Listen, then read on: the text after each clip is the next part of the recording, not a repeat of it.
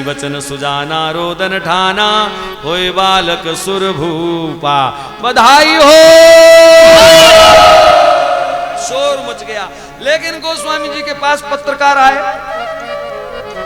कहा महाराज, पत्रकारों ने आकर के गोस्वामी जी से पूछा, महाराज भगवान का अवतार तो अयोध्या में हो गया, इसका मतलब बैकुंठ की कुर्सी खाली, बैकुंठ रिक्त हो गया। गोस्वामी जी ने कहा, मेरे ठाकुर जी की पदवी कुर्सी कभी रिक्त नहीं होती। बोले भगवान तो अयोध्या में आ गए, वहां कौन है? कहा वहां भी कोई है। कहा कौन? यह चरित जे गावहीं हरिपद पावहीं, तेना परई भव कृपा। भगवान के इन चरित्रों को जो गाते हैं, भगवान उन्हें अपना पद प्रदान कर देते हैं, भवकूप में उन्हें गिरने नहीं देते। बोलो भक्त वत्सल भगवान की। भागवत जी में संक्षेप में राम कथा का वर्णन है। मैं थोड़ा थोड़ा दर्शन कराते हुए आगे बढ़ूं, क्योंकि हमारे कन्हैया जी भी इंतजार कर रहे हैं। देखो, वैसे कभी कभी हम हंसते हैं कि कथा में कितनी ताकत है, कथा के कितने अधीन है भगवान। वैसे तो त्रेता में भगवान राघवेंद्र सरकार का अवतार हुआ, बाद में हजारों वर्षों के बाद भगवान कृष्ण का अवतार हुआ। कालांतर देखा जाए तो बहुत ज्यादा है, और यहाँ आधे घंटे में दोनों आएंगे। क्यों जी? तो कलयुग में तो कथा के अधीन है भगवान, भक्तों के अधीन। अभी आपने सुना ना, हम भक्त पराधीन हो। अभी हमने कहा राम जी आ जाओ, तो राम जी आ गए। थोड़ी देर बाद कहेंगे ठाकुर जी आप भी आ जाओ, तो भगवान श्याम सुंदर भी आ जाएंगे। तो भाव से, श्रद्धा से कथा का आश्रय लोगे तो जब चाहोगे, जिस भगवान को जिस रूप में देखना चाहोगे, कथा के माध्यम से तुरंत आपको दर्शन हो जाएगा। कल कितने अवतारों का दर्शन हुआ? किसकी कृपा से? कथा की कृपा से। तो भगवान राघवेंद्र का संक्षिप्त यहाँ राम कथा का वर्णन सुखदेव जी ने कहा किया है। लीलाओं का ज्यादा विस्तार नहीं है, एक आध लीला ही भगवान राम ने अपने बचपन में करी हैं, माता को दिखाई हैं, इत्यादि इत्यादि। लेकिन भगवान राघवेंद्र सरकार का सब कुछ सीखने वाला है। इसलिए विद्वान लोग कहते हैं कि भगवान राघवेंद्र सरकार ने जो कुछ किया वो सब करो, और भगवान श्री कृष्ण ने जो कुछ कहा वो सब करो। अगर भगवान श्री कृष्ण जैसा करने लगे तो सबसे पहले तो पूतना का विष पीना पड़ेगा, वहीं राम नाम सत्य हो जाएगा। इसलिए भगवान कृष्ण ने जो कहा है वो करो, और राम जी ने जो जो किया है वो भी हम कर सकते हैं। राम जी ने क्या किया? बचपन से ही बड़ा सुंदर एक सदुपदेश। रात काल उठ के रघुनाथा, तो मात पिता गुरु नाम ही माथा। ये मेरे प्रभु का बचपन से ही व्यवहार प्रारंभ हो गया। अनुज सखा संग भोजन करहीं, अकेले भोजन नहीं करते, अपने छोटे भाइयों को और अपने सब सखाओं को संग लेकर के भोजन करते हैं। जिस परिवार में भजन और भोजन एकत्रित बैठ करके होता है, उस परिवार का कभी विघटन नहीं होता। बड़े बड़े हालात आए, बड़ी बड़ी मंत्रा खड़ी हुई, लेकिन भाइयों के प्रेम में दरार नहीं डाल सकी। भले ही 14 साल का अंतराल बना हो, लेकिन प्रेम की वृद्धि हुई है वहां पर। वहां प्रेम में अभाव नहीं आया, प्रेम में अभाव नहीं देखा गया। इसी बचपन के बनाए हुए प्रेम का ही ये फल था कि राम जी अगर जमीन में सोते हैं तो भरत खड्डा खोद करके सोता है। अगर राम जी कंदमूल फल खाते हैं तो भरत जी गाय को जौ खिलाते हैं, और गोबर में जो जौ मिलते हैं उनको बीन करके खाते हैं। जी मेरे प्रभु के लिए मुझे इतना तो करना पड़ेगा। ये बुनियाद यहीं से बनी थी।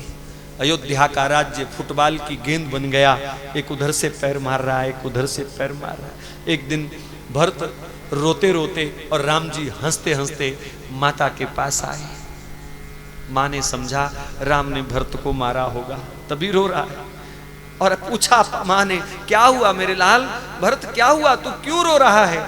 और राम से पूछा तू इतना क्यों खुश है? तो भरत कहता है, माँ माँ माँ, आज राम जी खेल में मुझसे हार गए, मैं इसलिए रो रहा हूं। और राम जी कहते हैं मेरा भरत जीत गया, मैं इसलिए हंस रहा हूं। कैसा भ्रातृभाव है! आज कहां गया, किसकी नजर लग गई रे? आज भाई भाई को दबाने में बैठा हुआ है। नजर ना लगे किसी के भी भ्रातृभाव को भैया, लेकिन प्रेम तो इन भाइयों ने ही करना सिखाया। गुरु ग्रह पढ़न गए रघुराई, तो अल्पकाल सब विद्या आई, पाई नहीं आई, विद्या भगवान के पास चल के आती है, भगवान विद्या पाने नहीं जाते, इसलिए गोस्वामी जी ने अल्पकाल सब विद्या आई लिखा है। राम जी इतने बड़े हैं, महाराज दशरथ चाहते तो एक से एक योग्य गुरु को घर बुला करके उनकी विद्या का प्रबंध कर सकते थे, अध्ययन का प्रबंध कर सकते थे, लेकिन गुरुकुल की मर्यादा का निर्वाह करते हुए, पालन करते हुए, गुरुकुल में साधारण प्रजा के बालकों के संग बैठ करके चारों राजकुमार पढ़ते हैं।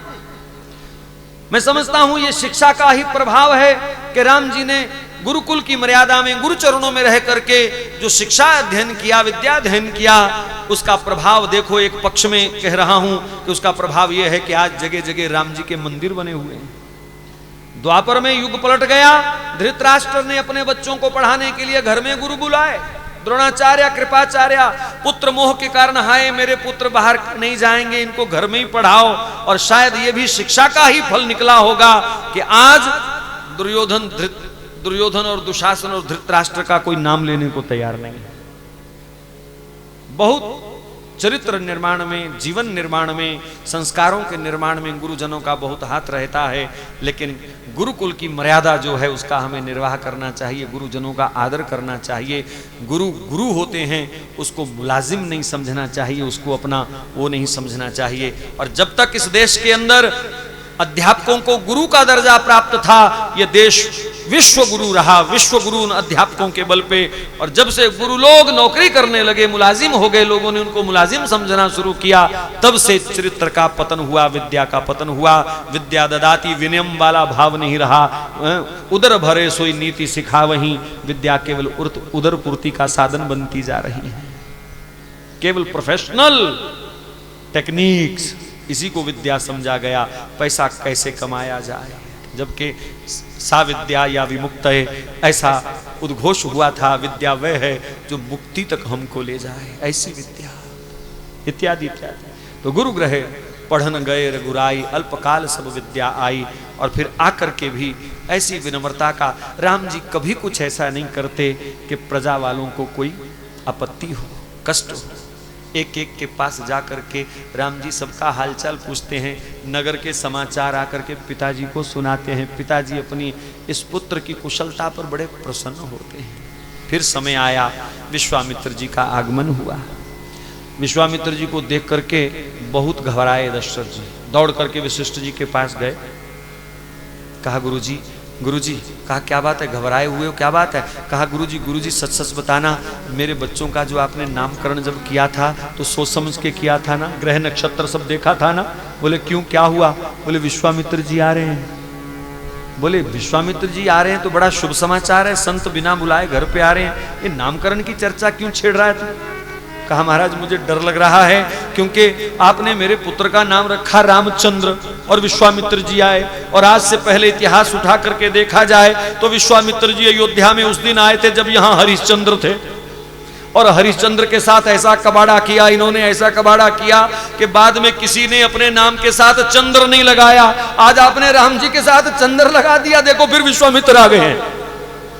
महाराज उनके आने से पहले पहले राम जी का नाम बदल दो, चंद्र हटा दो, राम सिंह कर दो इनका नाम, कहीं वो फिर घोटाला ना कर दे। अरे अरे अरे, राम जी के प्रति प्रेम है दशरथ का। कहा कोई बात नहीं, उनका स्वागत करो। तो मुनि आगमन की खबर लेकर के तो विप्र समाज को संग लेकर के महाराज दशरथ ने उनका स्वागत किया, बिठाया, आरती पूजा करी। और मन में शंका थी इसलिए कि ही कारण आगमन तुम्हारा, पूछ लिया क्यों आए हो? भी किसी को बिठाओ, आदर मान से बिठाओ और तुरंत पूछो क्यों आए हो, इसका मतलब कोई गड़बड़ है मन में। तो असुर समूह सतावहि मोही, मैं जाचन निपयाऊं तो। और जैसे ही बोला मैं जाचन, मैं मांगने आया हूं कुछ, दशरथ जी कहते हैं गुरुजी हो गए शुरू, तब भी मांगने ही आए थे, अभी भी नाम बदल दो राम जी का। अरे भैया धैर्य रखो, क्या हुआ? महाराज दशरथ ने तलवार खींची, कौन है? अभी भी मेरे इस बूढ़े शरीर में इतना दम है कि मैं राक्षसों को खदेड़ सकूं। भारत की अवस्था उस समय दयनीय थी। तीन सशक्त राजा थे भारत की धरती पर। दक्षिण में बाली बैठा था, उत्तर में दशरथ बैठे हैं, पूर्वांचल में जनक जी बैठे हैं, और फिर भी लंका के घुसपैठिए उत्तर भारत तक चले आए।